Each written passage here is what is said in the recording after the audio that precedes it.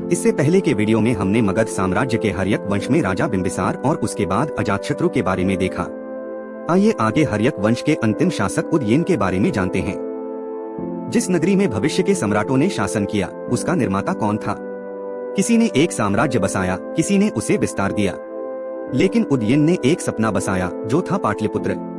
6ठी शताब्दी ईसा पूर्व मगध का साम्राज्य अपने उत्कर्ष की ओर बढ़ रहा था। राजा बिंबिसार के बाद अजातशत्रु ने इसे महानता की राह दिखाई और अब इतिहास की इस अगली कड़ी में प्रवेश करता है। उदयन। अजातशत्रु के जैसे ही उदयन भी अपने पिता अजातशत्रु की हत्या करके सत्ता अपने हाथ में लेकर राजा बनता है। इसी कारण हर्यक वंश को पितृहंता वंश के नाम से भी जाना जाता है। उदयन हर्यक वंश का अंतिम प्रमुख शासक माना जाता है। मगध की सत्ता को संभालते समय राजनीतिक चुनौतियां और कूटनीतिक संतुलन दोनों उसके सामने खड़े थे। उदयन का सबसे बड़ा योगदान पाटलिपुत्र, अभी का पटना, की स्थापना।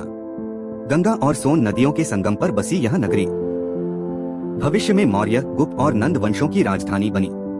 पहले राजगृह, अभी का राजगीर, मगध की राजधानी थी, लेकिन राजगृह पहाड़ियों से घिरा था और विस्तार की सीमाएं थीं। उदयन ने नदियों के किनारे बसी एक सुगम, समृद्ध और रणनीतिक नगरी को चुना और यहीं पाटलिपुत्र का जन्म हुआ। उदयन ने युद्ध से अधिक राजनय और संबंधों को प्राथमिकता दी। उसके शासनकाल में कोसल, वत्स और अवंती जैसे शक्तिशाली महाजनपदों से शांति संबंध बने।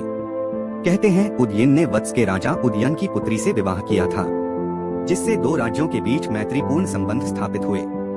ऐसा माना जाता है कि उदयन ने बौद्ध धर्म और ब्राह्मण धर्म दोनों का सम्मान किया। उसने बौद्ध विहारों को भी संरक्षण दिया और यज्ञों का आयोजन भी किया। यह दर्शाता है कि वह धार्मिक सहिष्णुता और संतुलन का प्रतीक था। उदयन के बाद हर्यक वंश का प्रभाव धीरे धीरे क्षीण होने लगा। कुछ ग्रंथों में यह भी उल्लेख मिलता है कि उदयन की हत्या कर दी गई थी और मगध की सत्ता शिशुनाग वंश के हाथ में चली गई। हर्यक वंश का अंत और शिशुनाग वंश की शुरुआत यहीं से मानी जाती है। उदयन एक योद्धा कम एक दृष्टिकोण रखने वाला राजा था। उसने शहर बसाए, युद्ध नहीं। उसकी बनाई नगरी पाटलिपुत्र भारतीय इतिहास में सत्ता का केंद्र बनी, जहां सम्राट अशोक से लेकर चंद्रगुप्त मौर्य ने इतिहास रचा। राजा भले भुला दिए जाएं, लेकिन उनकी रची हुई नगरी सदियों तक बोलती है। वीडियो में दी गई जानकारी पसंद आई हो तो लाइक जरूर करें। ऐसे ही और रोचक तथ्यों और कहानियों को जानने के लिए चैनल को सब्सक्राइब और शेयर जरूर करें।